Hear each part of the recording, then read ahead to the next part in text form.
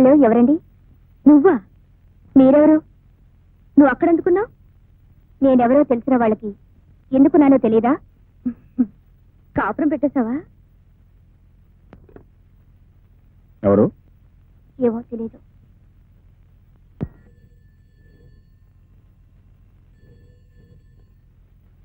Hello. మాట్లాడుతుంటే మధ్యలో phone పెట్టేసింది. అసలు ఎవరిది? మాట్లాడే విధంగా మాట్లాడితే మధ్యలో ఎవరో ఫోన్ కట్ చేయరు. ఎందుకు ఫోన్ చేశావు? ఎలాగున్నావు కనుక్కుందామని. ఈ పాటికి తెలిసే ఉంటుందిగా. అంటే నాతో కాపురం పెట్టేశావు అన్నమాట? ఇంకా లేదు, పెట్టబోతున్నా.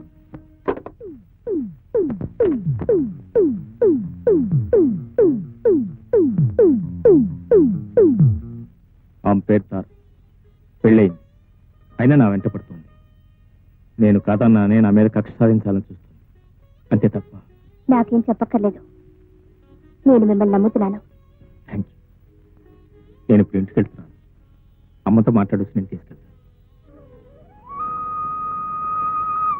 నువ్వు నిజంగా ఓ ఆడపిల్ల జీవితాన్ని నిలబెట్టడానికి ఇదంతా చేసుంటే నేనెప్పుడూ కాదన్నాను బాబు. వెళ్ళి వెంటనే ఆ అమ్మాయిని మన ఇంటికి తీసుకురా. వెళ్ళి.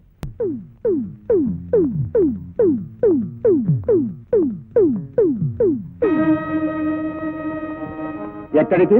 బయటికి. ఎవరి దగ్గరికి? నన్ను కావాలనుకునే వాడి దగ్గరికి. రోడ్డున పడ్డామన్నమాట.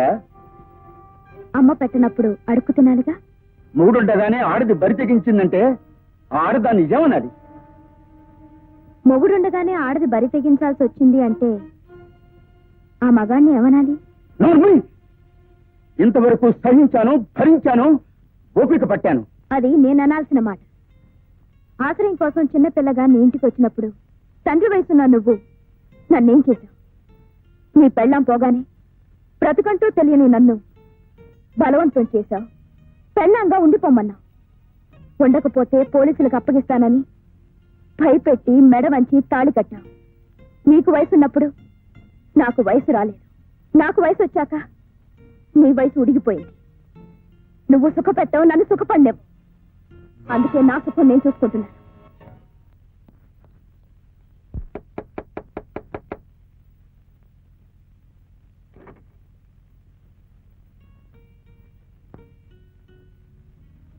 ఇందాక మాట్లాడుతుండగా మధ్యలో ఫోన్ పెట్టేసింది నువ్వేనా?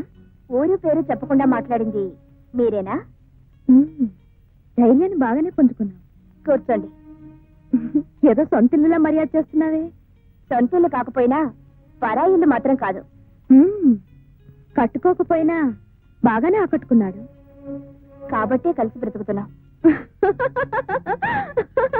ఎందుకలా నవ్వుతున్నారు? ఇది కలిసి బ్రతకడమా, కలిసి ఉండడమా? మీరెలా అనుకుంటున్నారు? అభిహించుకొచ్చిన ప్రతి ఆడపిల్ల నీలా కలిసి బ్రతకాలని అనుకుంటుంది. తీరా కలిసాక గాని అసలు రంగు బయటపడదు. ఏమిటి అలా నిలబడిపోయా? ఇలారా? అర్థం కాలేదా? అభికి ఏమనుకోకు, మా అల్లుండి అలాగే పిలుస్తాను. అభికి ఈ గది, ఆ మంచం మాత్రం పర్మనెంట్. ఈ గదికొచ్చే అమ్మాయిలు, ఆ మంచం మీద వేసే దుప్పట్లు మాత్రం పర్మనెంట్ కాదు. ఇప్పుడు అర్థమైందా? ఆహా, ఆయన గురించి చాలా తెలిసినట్టు మాట్లాడుతున్నావు. నేను కలిసాకేగా నువ్వు కలిసావు. నీకు తెలుసో లేదో, అభి స్వప్న అనే లాయర్ని ప్రేమించాడు. దాన్ని వదిలించుకోవడానికే నన్ను తగులుకున్నాడు. ఇప్పుడు నేనుండగానే మళ్ళీ నిన్ను తగులుకున్నాడు. అదేమిటో అతని టైపు. ఏ పూట ఏ హోటల్లో భోజనం బాగుంటే ఆ హోటల్లో తింటుంటాడు. హోటల్స్ అన్ని బోర్ కొడితే తిరిగి నా ఇంటికే వస్తాడు. అవును, అతనికి ఇల్లుంది, ఆ ఇంట్లో అమ్ముంది. మరి నిన్ను అక్కడ పెట్టి ఇక్కడ పెట్టాడేమిటి? అక్కడే పెట్టబోతున్నారు. అది చెప్పడానికి వాళ్ళమ్మ దగ్గరికి వెళ్ళారు. వాళ్ళమ్మ ఇప్పుడు నీ మొహం కూడా చూడదు. ఆ ఇంట్లో కోడలుగా కాలు పెట్టాలంటే నేనే పెట్టాలి. ఎందుకంటే దేశికి ఆ ఇంట్లో స్థానం లేదు. దేశియా? నేనే అలా చెప్తాను. అలా చెప్పకపోతే నాకు ఆ ఇంట్లో స్థానం ఉండదు. నువ్వు మర్యాదగా ఇక్కడి నుంచి వెళ్తావా లేదా? అరే, నీ కోపం కూడా వస్తుంది. వెళ్తాను, నీ సంసారం ఎలా ఉందో ఒకసారి చూసి వెళ్తాను. నా దగ్గర లేనిదేమిటో నీ దగ్గర ఉన్నదేమిటో తెలుసుకో. అరే రాధాకృష్ణ బొమ్మ నేనుండగా లేదే, నువ్వు వచ్చేటప్పుడు తెచ్చుకున్నావా? పాపం, రాధాకృష్ణలాగా ఉందావనా? నువ్వెలా రాధవవుతావు? నేను రాధని అంటే అత్తయ్యని, అభి నా కల్లుడు. ఇది ఎక్కడిదో తెలుసా? మేమిద్దరం సింగపూర్ వెళ్ళినప్పుడు తెచ్చుకున్నాం. బాగుంది కదా? అరే కట్టెను కొత్తదే, పర్వాలేదు. సీనరీ బాగుంది. పాత రంగులు మూసివేయడానికి కొత్త సీనరీ తెచ్చి పెట్టుకున్నాడు. అదే దుప్పటి, మాదే ఇది. నువ్వు వచ్చాక అసలు దుప్పటి మార్చలేదా? మార్చిపోయినట్టుంది. టేప్ రికార్డరు పాతది మార్చేశాడే. మేమిద్దరం కలిసి ఉన్నప్పుడు రాత్రిపూట మూడు కోసం మ్యూజిక్ వేసుకునేవాళ్ళం. మీరు అంతేనా?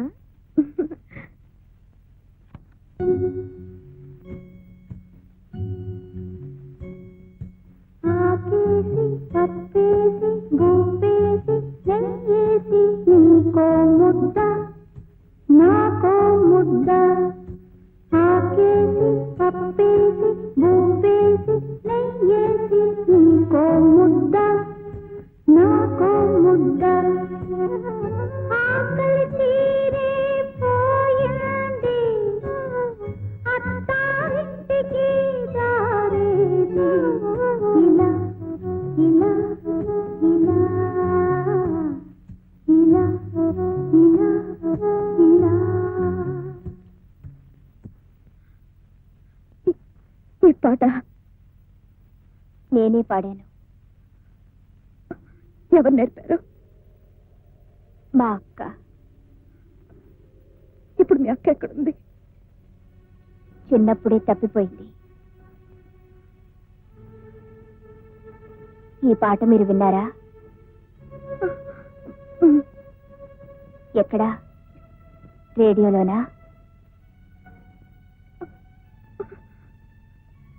బహుశా మీరు రేడియోలోనే వినుంటారు.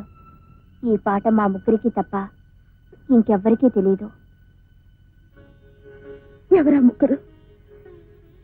నేను, మా అక్క, అభి. అభియా? అభియా? అవును.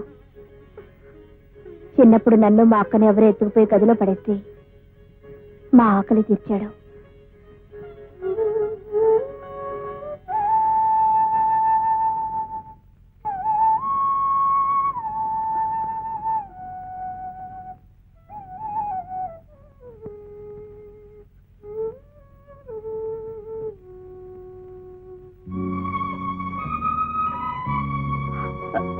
ఏమండి ఏమండి ఏమండి